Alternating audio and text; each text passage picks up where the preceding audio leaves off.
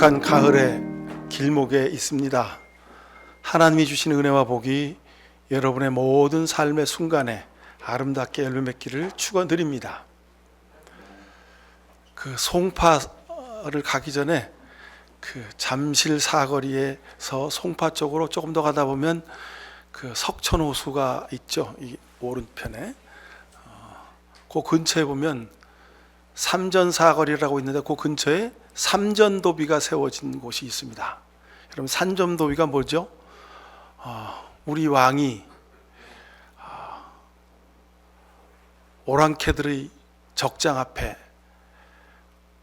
엄동설안에 맨발로 남한산성에서부터 걸어 나와서, 그래서 적장 앞에서 그 언 땅 위에다가 이마를 그냥 갖다 댄 것도 아니고 이마에 피가 나도록 3번이나 그렇게 쾅쾅쾅 부딪혀서 왕의 이마에 피가 흐른, 그리고 그날을, 그 치욕을 기억하는 비를 세워놓은 것이 삼전도비입니다. 한동안은 그 삼전도비가 땅바닥에 처박혀 있다가 다시 이제 세워졌죠. 저는 오늘 이 시편 136편을 쭉 읽으면서 지난 우리가 중고등학교 때 또는 대학생 때 살아오면서 우리가 보고 깨닫고 알고 있었던 제 속에 있는 우리 역사적인 그런 장면들이 쭉 머릿속에 떠오르는 그런 감동을 느꼈습니다. 아마도 우리가 사는 시대는 그 병자호란의 때, 아니면 모든 열강들이 우리 조선을 삼키려고 달려들었던 그 구한말의 때, 그때와 오늘 살아가는 삶이 별반 다르지 않다, 그런 생각을 합니다. 근데 감사하게도 하나님은 홍해를 2동강 내신 분입니다. 모든 열강의 제국의 왕들을 죽이시고 치신 하나님이십니다. 이 시편 136편 읽을 때 너무도 감사하고 용기와 소망이 돋는 것을 어쩔 수가 없습니다. 어떤 사람들은 어느 강대국의 대통령을 막 욕합니다. 그 사람 때문에, 그 대통령 때문에 세계가 다 이렇게 됐다고, 우리나라가 이렇게 어렵다고. 그런데 저는 반대입니다. 그 사람 때문에 세계의 모순이, 강대국의 그 모순이 환하게 드러나게 되었고, 우리가 어떤 삶을 살아야 되는지를 우리로 하여금 보게 하셨습니다. 그리고 그래서 중국, 미국, 러시아, 일본, 세계 열강이 갈등 가운데 빠져 있죠. 그러는 중에 대한민국 제조업의 장점을 가진 우리 대한민국의 그 제조업이 다시 르네상스의 기회를 얻게 되는 이 놀라운 기회가 우리 앞에 지금 펼쳐져 있습니다. 어떻게 하나님이 우리 대한민국의 발걸음을, 우리 사회, 그리고 여러분이 개인의 발걸음을 인도해 가실지 시편 130편은 우리에게 하나님이 주시는 예언과도 같은 말씀이라고 저는 믿습니다.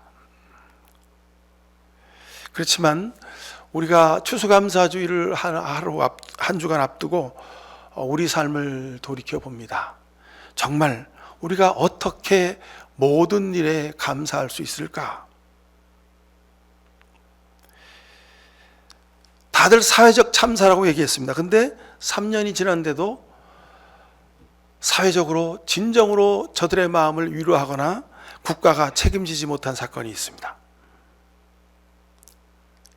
어제 무슨 정부의 고위 책임자들이 그 추모식에 참석을 해서 죄송하다고 정부가 책임지겠다고 하는 위로의 말을 전했다는 소식을 듣고, 이제라도 정말 감사하다, 그런 생각을 했습니다. 할로윈이라고 이태원에 젊은이들이 나갔죠. 근데 골목길에 엄청나게 많은 사람들이 모여들었어요. 근데 그 골목길에서 넘어지고 깔리고 소리 지르고 살려달라고 그렇게 외치다가 159명이나 되는 젊은이들이 집으로 돌아오지 못했습니다. 그리고 사회에 많은 사람들이 지들이 놀러 가서 뭐 깔려서 죽었는데 무슨 사회적 참사야, 뭘 위로를 해 하고 사람들이 손가락질 하기도 했습니다. 또 이런 일도 있죠. 항공료 무료, 동행만 해주면 용돈을 꽤 짭짤하게 벌 수 있다는 광고에 야, 한번 가볼까? 여행 삼아 가지. 그리고 기분 좋게 캄보디아행 비행기를 탔습니다. 하지만 현지에서 감금당하고 폭행당하고 목숨을 잃은 우리의 젊은이들이 있습니다. 이 사건에도 또 두 가지 시각이 있습니다. 조폭들이 수백 명, 수천 명 되는 우리 한국의 젊은 조폭들이, MZ세대 조폭들이 거기 가서 범죄 집단의 조직원으로 가담해서 그 일을 했다는 거예요. 그거를 우리가 애달파할 이유가 없다는 거죠. 자기들의 선택이니까 죄값을 치러야 된다는 겁니다. 물론 그럴 수도 있지요. 근데 그 가운데 정말 우연찮게 어려움을 당하는 일도 있음을 우리가 간과해서는 안 될 것입니다. 또 이런 일도 있습니다. 부부와 아이가 길을 걷고 있는데 반대편에서 킥보드를 탄 젊은이 두 사람이 킥보드를 쌩 하고 달려오는데 엄마가 그걸 발견했어요. 아이를 감싸고 그 킥보드를 온몸으로 막아냈어요. 때문에 아이는 다치지 않았는데 엄마는 무의식 상태로 지금까지도 사경을 헤매고 있다고 합니다. 또 며칠 전에는 신혼부부가 남편이 퇴근하는 아내를 마중 나와서 같이 손잡고 횡단보도를 건너다가 트럭에 쳤습니다. 그 신부와 아내와 뱃속에 있는 17주 된 태중의 아이가 사망한 사건입니다. 우린 살면서 이렇게 너무도 안타까운 사건, 사고 소식을 듣습니다. 여러분 어떤 생각이십니까? 아유, 내가 이런 그런 사건을 안 당했으니까, 아유, 내가 그때 이태원에 안 갔으니까, 아유, 내가 캄보디아에 안 갔으니까, 내가 킥보드 앞에 부딪히지 않았으니까, 내가 횡단보도를 건너다가 트럭에 치이지 않았으니까, 아유, 다행이다. 여러분 그러십니까? 아니면 감당할 수 없는 그 슬픔 중에 있는 그 유가족들, 주변 사람들을 기억하면서 여러분 위로의 기도를 드리고 계십니까? 이런 남들의 안타까운 일뿐만 아니라 지난 1년 동안 우리는 우리 개인적으로 건강이 어려워서 고통당하고 치료받느라고 많은 수고를 했습니다. 여러분이 땀 흘려 일하는 사업과 직장과 일터 가운데 참 남에게 다 말할 수 없는 그런 아픔과 고통 가운데 지낸 분도 있으셨을 겁니다. 자녀의 문제 때문에 정말 자녀의 이야기는 누구한테 다 할 수가 없지요. 그래서 엄마인 나만, 부모인 엄마 아빠만 알고 눈물로 기도한 순간이 얼마나 많이 있었습니까? 또 여러분 친구, 직장 동료들, 직장의 부하 직원들, 상사 이런 모든 얽혀진 인간관계 때문에 여러분 삶에도 정말 기가 막히는 말할 수 없는 아픔이 어려운 일이 있으셨지 않습니까? 그 중에 아마도 가장 가슴 아픈 일은 부부간의 문제일 겁니다. 가장 믿고 의지하고 서로 아껴줘야 될 부부가 서로 욕하고 의심하고 손가락질하고 비난하는 일을 여러분 겪으신 분도 있을 겁니다. 얼마나 가슴 아픕니까? 하나님의 손길이 여러분 삶에 그리고 우리가 사는 이 사회에 우리 국가민족의 역사적 현실 앞에 하나님이 함께 하시기를 간절히 소망합니다. 성경은 그러죠. 데살로니가서 5장 16절 이하에 항상 기뻐하십시오. 끊임없이 기도하십시오. 모든 일에 감사하십시오. 이것은 그리스도 예수 안에서 여러분에게 바라시는 하나님의 뜻입니다. 아무 일 없을 때는, 일이 잘 될 때는, 기쁘고 즐거울 때에는, 예배드리고 찬양 가운데 은혜가 넘칠 때에는 그래 내가 기뻐해야지, 그래 내가 항상 기도해야지, 내가 모든 일에 감사해야지, 이것이 하나님이 나에게 바라신 뜻이지, 그렇게 은혜가 되는 말씀이었습니다. 근데 해석이 안 되고 이해가 안 되고 받아들일 수 없고 도무지 캄캄한 절벽 앞에 서 있는 내 삶의 구체적인 현실 앞에서는 이 말씀이 도무지 위로가 되지 않습니다. 뭘 기뻐해야 되는 거야? 뭘 기도하라는 거야? 이런 경우에도 내가 감사할 수 있는 거야? 하나님을 향한 원망만 우리 입에서 튀어나오는 것이 현실입니다. 인간적으로 말하면 데살로니가전서 5장에 있는 이 말씀은 현실성이 없어 보이기까지 합니다. 그래서 여러분, 그냥 이 말씀을 넘겨버리시렵니까? 그냥 여러분 주저앉아서 신세한탄하고 저주하고 비관하고 누구 때문이라고 여러분 그렇게 남탓만 하고 계시겠습니까? 감당할 수가 없고 이해할 수가 없고 견딜 수가 없고, 그럼에도 불구하고 무조건 감사하시는 이 하나님 말씀 앞에 여러분 우리가 다시 되물어야 되지 않겠습니까?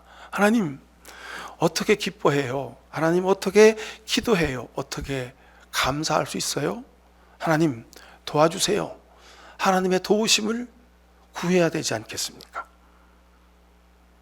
젊은 나이에 암으로 죽어가는 아내를 쳐다보면서 누구보다도 그 아내를 사랑했던 남편, 누구보다도 그 엄마를 사랑했던 아이들이 과연 감사할 수 있습니까? 오랜 지병을 가지고 하나님 앞에 간절히 부르짖어 기도하고 또 기도했지만 점점 더 깊어가는 자신의 병을 보면서 과연 쉽게 감사할 수 있겠습니까? 평생 무거운 십자가를 짊어지고 살아가야 될 심각한 장애를 가진 자녀를 보살피고 케어하면서 그 아이가 1살, 2살, 3살 때는 가볍고 그냥 할만했는데 그 아이가 10살, 15살, 20살 그 무거운 아이를 그 연약한 엄마의 어깨로 안고 씻기고 감당해야 될 그 엄마의 입에서 어떻게 감사가 나올 수 있단 말입니까? 이력서를 수십 통 써가지고 다니면서 그래도 내가 서울 안에 있는 대학을 졸업했다고, 그래도 내가 영어는 좀 한다고, 그래도 내가 이런 달란트가 있다고 그렇게 이력서에 써가지고 면접 볼 때마다 자기소개를 아주 당차게 했지만 그게 1번, 5번, 10번, 수번 반복될 때 어깨에 수백 킬로의 아령이 달려있는 듯한 그 무거운 어깨를 가지고 오늘도 면접 보고 집으로 터덜터덜 걸어오는 그 청년의 발걸음 그 속에서 하나님 감사합니다 할 수 있겠느냐 말입니다. 남의 이야기는 하기 좋습니다. 저도 이런 경험이 있습니다. 목회가 힘들고 어렵고 갈등이 심하고 시험에 들어서 제 동료 친구 목사한테 내가 지금 이런 어려운 가운데 있다고 그렇게 내 하소연을 했더니만 그냥 기도하라는 거예요. 이 목사 요즘 영빨이 떨어졌구만, 기도해야 돼. 아주 그냥 믿음 좋은 얘기로 저에게 일침을 가하는 그 동료 목사의 말을 듣고 내가 평생 너한테는 내가 다시 내 얘기를 안 하마. 그리고 돌아섰던 기억이 있습니다.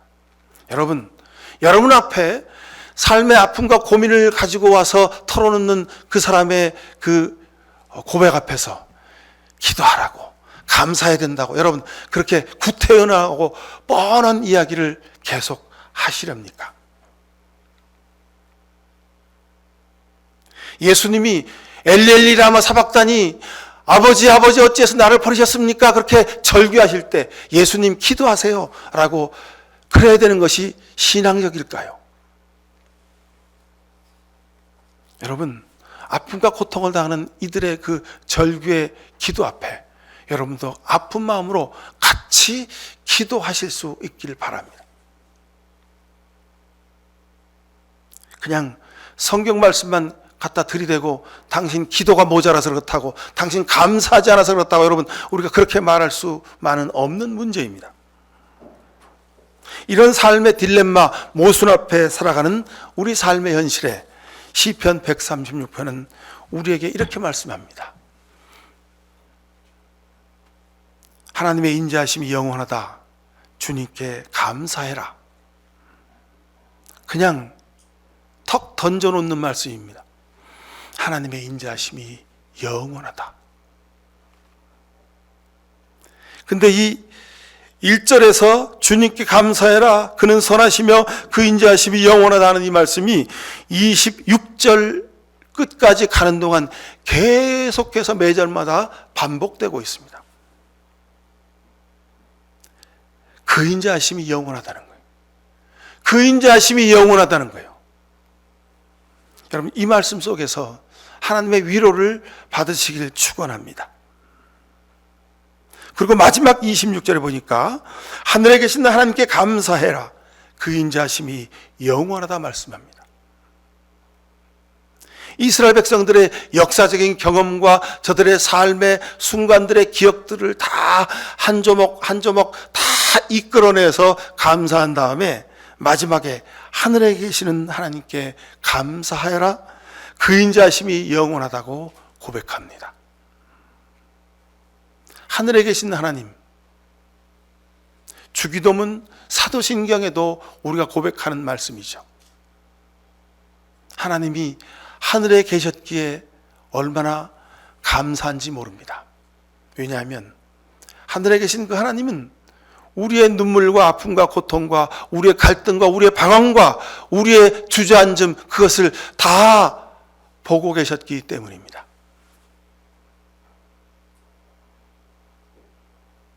여러분, 패션이라는 영화를 보셨습니까? 예수님이 갈보리 언덕에서 십자가 달려 죽으실 때 카메라가 그 위에서, 하늘 위에서 예수님의 정수리와 그 떨어지는 십자가의 피와 예수님이 달리신 그 십자가를 위에서 이렇게 찍어서 우리에게 보여주는 장면이 있습니다. 지금이야 뭐 드론이 있어가지고 막 쉽게 찍지만 그 당시 아마 그걸 헬리콥터로 찍지 않았을까 그런 생각이 듭니다. 하나님이 하늘에서 아들 예수님이 마지막 순간에 고난받고, 아, 하나님마저도 나를 잊으시고 나를 버리셨구나 하는 것을 고백하면서 자신이 감당할 수 없는 그 절망 가운데 몸부림치고 있을 때 하나님이 하늘에서 보고 계셨다는 겁니다.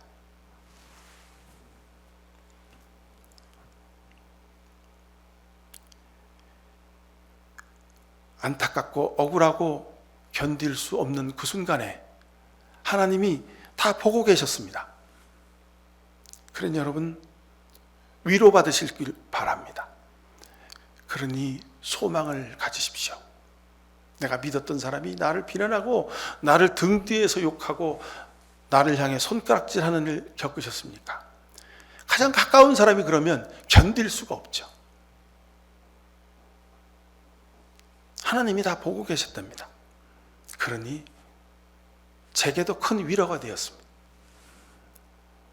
그래서 하나님의 말씀은, 성경은 하나님의 살아계심의 증거임을 다시 깨닫게 됩니다. 하나님이 보고 계시잖아요. 하나님이 알고 계시잖아요. 그 하나님이 그 인자하심이 영원하다고 우리에게 아주 선언처럼 말씀하고 계십니다. 빌립보서 4장 6절에서 7절 말씀 보면 아무것도 염려하지 말고 다만 모든 일에 기도와 간구로 너희 구할 것을 감사함으로 하나님께 아뢰라. 그리하면 모든 죄악에 뛰어난 하나님의 평강이 그리스도 예수 안에서 너희 마음과 생각을 지키시리라 그랬습니다. 하나님이 하늘에서 보고 계시기에, 하나님이 알고 계시기에 비로소 우리가 기도할 수 있는 겁니다. 비로소 우리가 감사할 수 있는 것입니다. 비로소 우리가 인내하고 기도할 수 있게 되는 것입니다. 여러분, 이것이 믿음입니다. 우리가 믿음이 좋아서, 우리가 능력이 있어서 우리가 당하는 현실의 아픔과 눈물과 고난을 우리가 견디고 이길 수 있는 것이 아닙니다. 하나님이 보고 계시기에 가능한 것입니다. 오늘 성경을 보십시오. 지혜로 하늘을 만드신 분께 감사해라. 물 위에 땅을 펴놓으신 분께 감사해라. 큰 빛들을 지으신 분께 감사해라. 밤을 다스릴 달과 별을 지으신 분께 감사해라. 이집트의 마다들을 치신 분께 감사해라. 이스라엘을 그들 가운데 이끌으신 분께 감사해라. 이스라엘을 강한 손과 펴신 팔로 지키신 분께 감사해라. 홍해를 두 동강 내신 분께 감사해라. 이스라엘을 그 가운데로 지나가게 하신 분께 감사해라 말씀하십니다. 여러분, 그냥 우리가 쭉 읽어가면 그냥 쭉 읽어가고 지나칠 수 있는 말씀입니다. 그런데 여러분, 한 절 한 절을 파서 보면 이 한 절 한 절의 이 말씀은 일어날 수 없는 일이에요. 불가능한 일이 일어났음을 시편 136편은 한 절 한 절 한 절 우리에게 기록해 주고 있습니다. 여러분, 우리 삶에서 내가 할 수 있고 가능한 일이었으면 하나님이 돕지 않으셔도 됐습니다. 그렇잖아요, 여러분. 내 지혜와 내 능력으로 내가 벌어놓은 돈과 내가 가지고 있는 명예와 지식으로 내가 일을 해결할 수 있었잖아요. 그럼에도 불구하고 당연히 이루어져야 되는 일인데도 불구하고 이루어지지 않은 일이 있지 않습니까? 어떤 일은 이건 도저히 불가능해서 내가 감당할 수가 없어서 엄두가 나지 않아서 내가 시작도 안 한 일이 있지 않습니까? 시편 136편은 바로 그 말씀을 하시는 겁니다. 큰 빛들을 지으신 분께 감사해라. 그 인자하심이 영원하다. 세상이 아무리 어둡고 사람들이 어두운 곳에서 작당 모의를 해가지고 자기 명예와 권세와 권력을 끝까지 유지하려고 그렇게 애를 썼지만 큰 빛을 지으신 하나님이 다 보고 계셨어요. 그리고 빛을 환하게 비추셨어요. 그래가지고 경복궁 근정전에 가가지고 그 어제에 앉아서 다리 꼬고 앉은 모습까지도 다 비춰서 다 우리에게 보여주신 거예요. 사랑하는 성도 여러분, 오늘 성경 말씀은 3절에 이렇게 말씀합니다. 모든 주 가운데 가장 크신 주님께 감사하여라. 모든 주 가운데, 모든 신 중에서 가장 크신 하나님에게 감사하라 이 말입니다. 여러분, 세상에 신이 많이 있습니다. 잡신들이 많습니다. 소뚜껑 귀신도 있고요, 장떡뚜기 귀신도 있고요, 옛날에는 칡강 귀신도 있었습니다. 산소를 지키는 귀신도 있고요, 등등등 수많은 귀신들이 세상에 널려 있습니다. 근데 많은 이들은 그 귀신들을 의지해서 자기 삶을 이어가려고 합니다. 자기 명예와 권세를 차지하려고 이어가려고 합니다. 근데 우리에게 말씀하십니다. 모든 주 가운데 가장 크신 주님께 감사라고 말씀하십니다. 하나님이 우리가 사는 삶을 통해서 보여주시지 않습니까? 세상의 모든 잡신들 그 위에 하나님이 그것들을 밟고 서 계시는 모습을 우리에게 보여주고 계시지 않습니까? 그럼에도 불구하고 우리 그리스도인들은, 우리 믿음 없는 목회자들은, 교회들은 그 잡신들과 거래하고 그 잡신들과 손잡고 그 잡신들과 뭔가를 이뤄보겠다고, 교회 부흥을 하겠다고, 교인들을 많이 모아보겠다고 그런 얼토당토 않는 일을 행하지 않았습니까? 시편 136편은 그런 우리의 삶을 보게 하시는 겁니다. 모든 주 가운데 가장 크신 주님께 감사라고 말씀하신 이유가 여기 있습니다. 사랑하는 성도 여러분, 하나님이 여러분 삶에 지나온 시간 속에 베푸신 은혜를 잊지 마십시오. 그때 그 순간에 하나님이 나를 자빠지게 하신 겁니다. 그때 그 순간에 하나님이 나를 아프게 하시고 고난받게 하셨습니다. 내가 의심의 구렁텅이에 빠지게 하셨습니다. 왜? 하나님의 인자하심이 영원하신 것을 깨달아 알게 하시려는 뜻이 있었습니다. 지나오고 나니까 믿음 없는 내 눈으로도 보고 깨달아 알 수 있었지 않았습니까? 여러분 삶 속에 이렇게 깊숙이 박혀있는 하나님의 사랑을 발견하십시오. 이것이 진정한 추수감사의 기도입니다. 내가 하는 감사는 내 이유와 상황을 넘어서야 되는 것임을 하나님은 깨닫게 하셨습니다.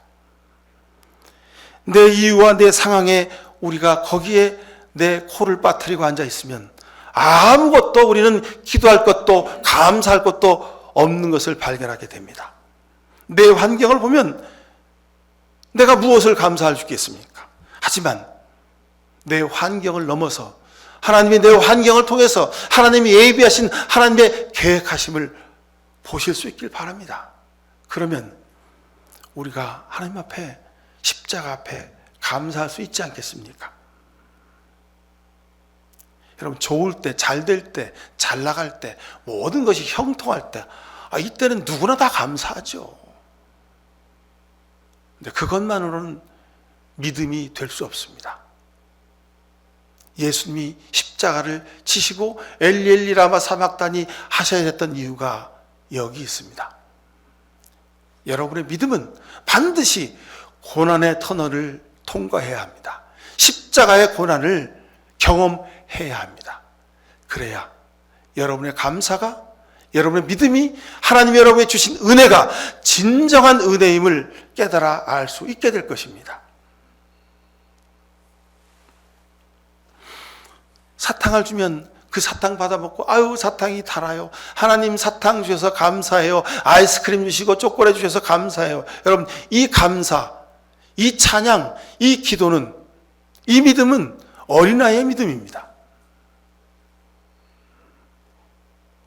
자빠지고 넘어지고 아무것도 보이지 않는 칠흑 같은 어둠 속에서 그래도 내가 걸어야 될 이유, 내가 견뎌야 될 이유, 내 존재의, 내 믿음의 이유를 발견하고 끝까지 그 믿음의 걸음을 걸어가는 사람, 이 사람의 발걸음에 찍힌 자욱이 진정한 감사입니다. 십자가는 바로 이것의 상징입니다. 오늘 시편 136편 절절마다 그 인자심이 영원하다, 그 인자심이 영원하다 하는 이 말씀 속에 여러분의 고백이 담기길 바랍니다. 하나님의 인자심이 영원합니다. 내가 예수님을 믿었던 그 순간부터 내 영혼을 하나님이 불러가시는 그 순간까지 영원토록 하나님 보좌 앞에 서는 그 순간까지도 하나님의 인자심이 여러분을 하늘에서 지켜보고 계심을 믿으시기를 축원합니다. 여러분 이거 잊지 말고 사십시오. 이것을 기억하는 사람이 드리는 감사가 진정한 감사가 되는 줄로 믿습니다. 기도하십시다.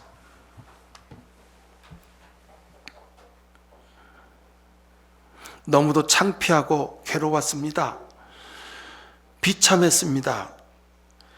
세상 모든 사람들이 나를 향해 손가락질하는 것 같았고 내가 너무도 못나서 내가 이 세상 살아야 될 이유가 없다고 그렇게 낙담하기도 했습니다. 그런 수많은 견딜 수 없는 수치감에 빠져 있을 때 바로 그 순간에도 하나님은 우리를 보고 계셨습니다. 하나님 참으로 감사합니다. 보고 계셨고 손잡아 주셨고 우리 발걸음을 동행해 주셨습니다. 하나님의 그 인자하신 은혜에 감사를 드립니다. 이후로도 하나님이 우리와 동행하시며 우리 삶에 우리가 걸어가는 이 사회와 이스라엘 민족 역사적인 모든 형편 가운데에 하나님의 은혜와 복을 예비하셨음을 감사드립니다. 하나님 때문에, 예수 그리스도의 십자가 때문에 감사드립니다. 우리의 이 감사를 받으시고 하나님 예비하신 은혜로 우리의 길을, 발걸음을 인도하여 주옵소서. 예수 그리스도 이름으로 기도하옵나이다. 아멘. 이해할 수 없었습니다. 견딜 수 없었습니다. 기다릴 수 없었습니다. 하지만 하늘에서 하나님이 보고 계셨고 하나님이 여기까지 우리의 믿음과 발걸음을 인도하셨습니다. 하나님 감사합니다. 우리가 보잘것없는 믿음 가운데 살았음에도 불구하고 우리를 기다리시고 견디시고 참아내 주셔서 오늘까지 하나님을 경배하게 하셨습니다. 하나님이 섭리하실 그 섭리를 우리의 영의 눈으로 보고 깨달아 알게 하셨습니다. 감사를 드립니다. 이런 진정한 감사로 이 세상 가운데서 하나님의 아들, 딸로 믿음으로 살기로 결단하며 세상으로 나아가는 이 시간 머리 숙인 모든 죄 백성들 머리 위에 하나님 아버지의 귀하신 사랑과 예수 그리스도의 십자가의 은혜와 성령의 복렬하심이 지금부터 영원히 함께해 주옵기만을 간절히 축원하옵나이다. 아멘.